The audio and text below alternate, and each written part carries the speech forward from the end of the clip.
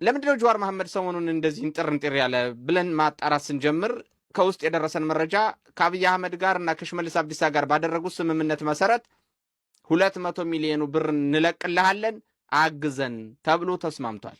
200 ሚሊዮን ብሩ ተለቆለታል።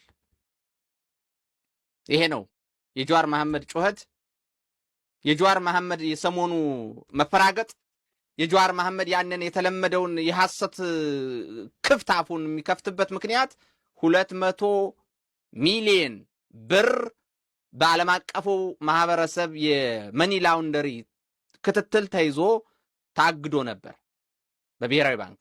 ያ ተለቆለታል። በድርድር አግዘን በሚል 200 ሚሊዮን ብር ተለቆለታል።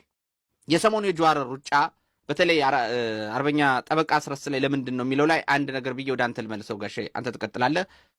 ለምንድን ነው ጀዋር መሐመድ እየደጋገመ አሁን ትናንትናም እንትን ምንድን ነው እዛ ማን ጎልፍ መኮንኖች ጎልፍ ነው ምናምን እዛ ታዩታላችሁ አለ። ዛሬ ደግሞ ለምን እንደዚህ ይላል ብሎ ሲልና በሚዲያዎች ትክክል እንዳልሆነ ሲገልጽ መጣና በዚህን ጊዜ ይሄን ያክል ሰው ተገሏል፣ በዚህን ጊዜ ይሄን ያክል ሰው ተገሏል፣ በዚህን ጊዜ ይሄን ያክል ሰው ተገሏል፣ የቢዛሞ ፋኖ የኛ ነው ካለ ኃላፊነቱን ይወስዳል አለ ጀዋር መሐመድ። እኔ የምለው ጀዋር መሐመድ እነዚህ ቤት እያቃጠሉ ያሉት የገዳ ኮማንዶ ተብሎ ታጥቀው መጥተው አማራን የሚጨፈጭፉት ላንተ ምስኪኖች ናቸው አይደል? ላንተ ሰላማዊ ሰዎች ናቸው አይደል? ላንተ በቃ ምስኪኖች ሰላማዊ ሰዎች ናቸው። በቃ እንደፈለጉ ማንንም እየገደሉ በቃ ሰላማዊ ሰዎች ናቸው፣ አይነኩም አይደል? እንቅጩ ልንገርህ፣ ባፍጢም ትደፋለህ እንጂ ያንተን የተለመደ ዝባዝንኬ ውሸት እየሰማን የምንሸማቀቅ አይ እንደዚህ ተደረገብን እኮ ሚስጥር ወጣ ምናምን የምንል መስሎን አንተን ብናገኝህ ራሱ አንለቅህም ወለጋ ላይ። እንቅጩ ልንገርህ፣ ምክንያቱም እጅ በአማራ ደም የተጨማለቀ በየሄድክበት የሰው ልጅ እኮ ሻሸመኔ ላይ ዘቅዝቀህ ያሰቀልህ እጅህ በአማራ ደም የተጨማለቀ ግለሰብ ነህ። ትናንትና እንደፈለክ ዋሽተሃል። አዲስ አበባ ላይ ስንት ሰው ተገደለብን ብለህ ነበር የዋሸኸው። ትናንትና መንጋ ነርተሃል። ባንተ የሚነዳ መንጋ ካለ የራሱ ጉዳይ፣ ማንም ሞቶ ማንም አይተርፍም። ትናንት መንጋ ነርተሃል። ትናንት በሐሰት ሰውን ወንጅልሃል። ትናንት በአደባባይ በሜንጫ ነው የምንለው ብለሃል። አገዳደልህን ነግረህናል። ይቅርታ ድሮኑን ኦፕሬት የሚያደርጉት የዩኤኢ ሰዎች ሆነው ሳለ አንተ መረጃውን ሲጀመር ሊኖር ይችላል። ሰቸው ሽሩም ነበርኩ ወይ ብሏል። አትሳሳት። ዩኤኢ ብቻ አይደለም ድሮን ጆይንት ነው። የዩኤኢ ድሮኖች አሉ የዩኤኢ ኦፕሬት የሚያደርጉት። የኢትዮጵያ ደግሞ ራሱን የቻለ አብይ እኮ ፕሮባብሊ በአፍሪካ ውስጥ ማሲቭ የሆነ የድሮን ካፓቢሊቲ ገንብቷል። ያለ ኢሚሬትም የኢሚሬቱ ሃይ ካፓሲቲ ስለሆነ ካፓሲቲውን መልቲፕላይ ያደርጋል እንጂ ኢትዮጵያኖች አሉ እኮ ብዙ ራሱን የቻለ ኮማንድ እኮ ነው የድሮን ኮማንድ። በአሁኑ ጊዜ እንዴት አወቀው ለሚለው ምንጭን አልሰጥህም፣ ግን እንደገና ያሳይሃለሁ። ቴክኒካል ኤቪደንሶቹን አለኝ። ምንጭን ለማቃጠል እንትን አላደርግም። ለምሳሌ ወደ ሻሸመኔ የሚሄደው የእናንተ ሀገር የሚሄደው መንገድ ላይ በድሮን እያዩት ኦነግ ሸኔ የሚባል የነሱ ኃይል መኪና እያስቆመ ሲዘር ሲያቃጥል ሰዎችን ሲያግት ዝም ብለው ያዩት ነበር።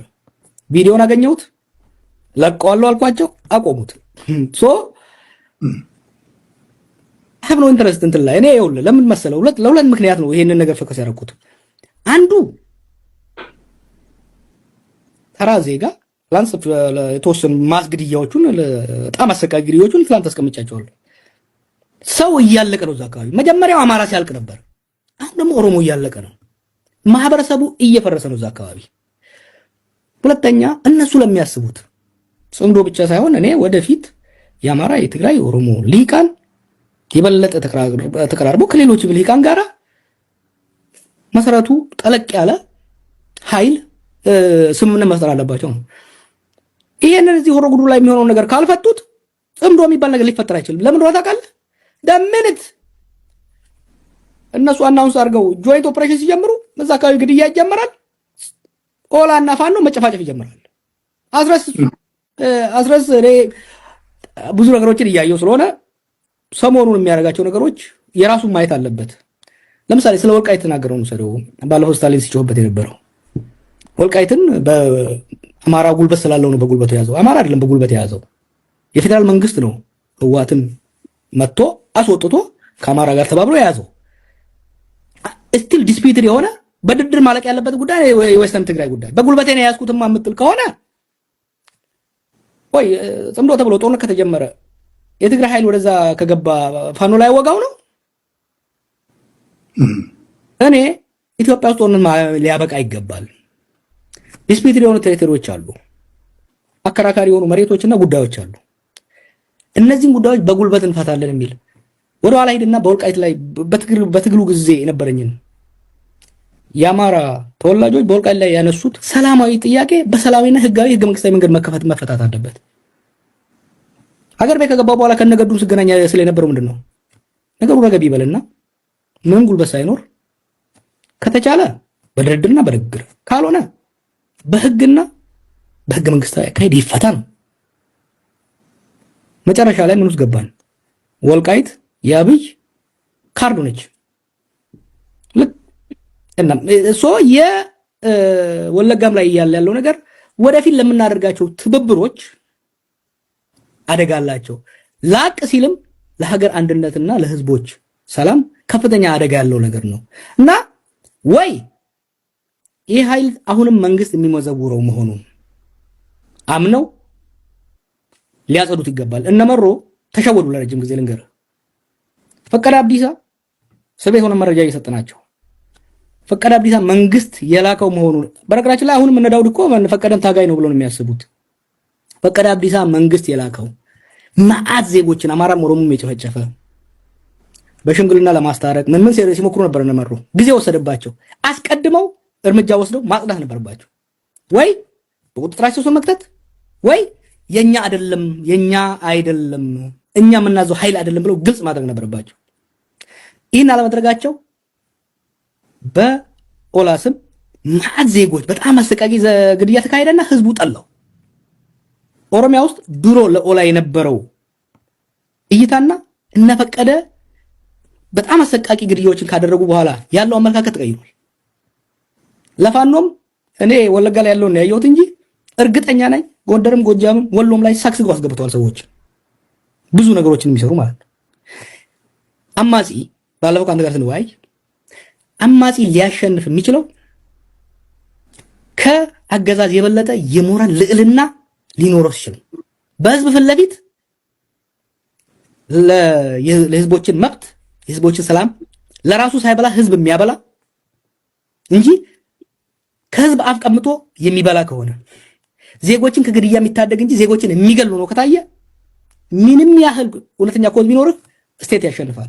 ስቴት ኢዝ ሞንስተር ኢንቲቲ እና ፋኖች ለራሳቸው ሲሉ ለኔ ለኦሮሞ ምናምን ሲሉ አይደለም ለራሳቸው ሲሉ ከኦላ ተማሩ። አንዱ እዛ ሀገር ምናምን ኦላ they learn the hard way ሰክስገውባቸው መጨረሻ ላይ አስወጥተው መሳሪያዎቻቸውና ይዛቸው ስንት ነገር ዳሜጅ ካደረጉባቸው በኋላ ወጡ። መንግስት በኦላ ውስጥ የሰገዘገው ኃይል ከወጣ በኋላ ኦሮሚያ ውስጥ ግድያ፣ ወለጋ ላይ የአማራ ሞት እነ ፈቀደ ከወጡ በኋላ የአማራ ሞት ቆመ። ሰምተህ ታውቃለህ? የለም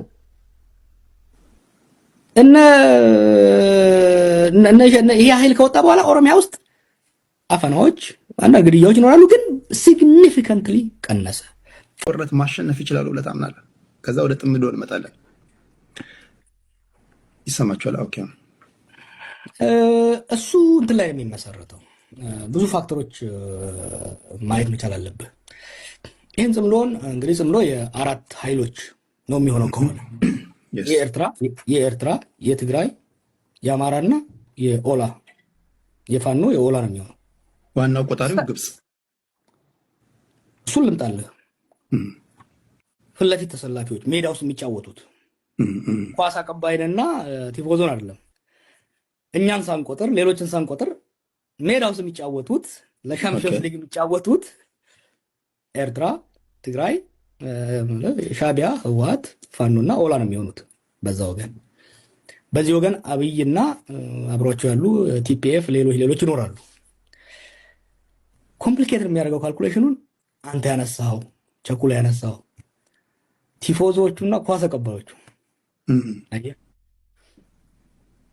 አሁን ይሄ ጦርነት ሰው እንደሚያየው የሰሜን ጦርነት ይባላል። የሰሜን ጦርነት አይደለም፣ የሰሜንና ምዕራብ ጦርነት ነው።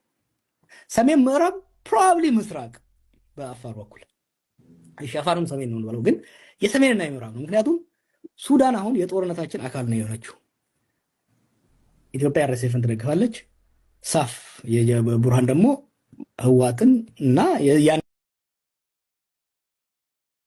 ጥምረት ይደግፋል በቀጥታ። አሁን እነኛ ያሉ ይሄ አንድ ዋር ቲያትር ነው ሱዳንና ኢትዮጵያ። ከነሱ ጀርባ ደግሞ በዛ ግብፅ አለች።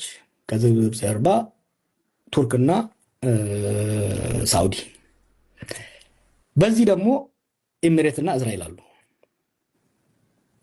አሜሪካና ራሻ አጫዋች ናቸው እና የዚህ አሰላለፍ ወሳኝ ነው። እዚህ ላይ ሰዎች እንዳደርጉ በጣም ወሳኝ ፓወርፉል ኃይሎች ስለ ግብፅ ለግብፅ ያወራል። ግብፅ ምላስ ነው። ግብፅ አይደለም ወሳኙ ተጫዋች እዚህ ወሳኙ ኳስ አቀባይ ሳውዲና ኤሚሬት ናቸው። ሳውዲና ኤሚሬት እንዴት መሰለህ ማየት ያለብን፣ ዝሆንና ነብር። ሳውዲ ዝሆን ነው። ማሲቭ ኢኮኖሚ ነው ያለው፣ ማሲቭ ኃይል አለው፣ ግን ስሎው ነው። ኤሚሬት ኢኮኖሚዋ ያነሰ ነው፣ ሾርት ነው ካልኩሌት የምታደርገው፣ ግን ኤክስትሪምሊ ፈጣን ነች። ድጋፍ ስታመጣ የሳውዲ ኢንስቲቱሽናል ነው፣ ቀስ ብሎ ነው የሚሰጥህ፣ ትልቅ ነው የሚሰጥህ፣ ግን ጊዜ ወስዶብህ ነው። ኤሚሬት ግን ኦቨርናይት ነው የሚሰጥህ። የትግራይ ጦርነት ላይ ዲሳይሲቭ የሆኑት ለምንድን ነው? የተፈለገውን ጦር መሳሪያ ተተኳሽና የሰው ኃይል በ24 ሰዓት ውስጥ ነው የሚያመጣልህ። የሳውዲ ግን ወራት ሊፈጅብህ ይችላል። ሶ ዩ ሃቭ ቱ ቴክ ኢንቱ ካልኩሌሽን ወደ ጦርነት ምትገባ ከሆነ እና ጀነራል ባጫ ባለው ሲናገር ወደ ራሱ ቡድን አደላ እንጂ አንድ ኢንትረስቲንግ አስፔክት አንስቷል። ወደ ፎል ጦርነት የምንገባ ከሆነ ሆርን ኦፍ አፍሪካ አሁን በምናየው ላይቀጥል ይችላል። ተናጋሪውን ባትወድም የሚናገረውን ነገር ባጫ በነገራችን ላይ ናይሮቢ ላይ ሊያሸከሽከኝ ነበረ። ስለዚህ ለረጅም ጊዜ እንተዋወቃለን፣ ግን በኋላ ላይ ኢንትረስት ገብተናልና በት he said something interesting። ያው እኛ እናሸንፋለን በሚለው ነው የመጣው። አውድም ቢዳሹር ግን ይሄ ጦርነት ከገባ ከባጫ በፊት የኔ ነው ያለው ማን ነው ታውቃለህ? ስዩም መስፍን ነው። ስዩም መስፍን ገና አይ ቲንክ 2019 አካባቢ ላይ ወደ ጦርነት የምንገባ ከሆነ ይሄ ናሽናል ጦርነት ሳይሆን ሪጂናል ነው ብሎ ነበር። ያኔ ፕሮፌቲክ ነበር። ከስዬ በፊት ስዩም ብሎታል። ስዬም ደግመው እና አሁንም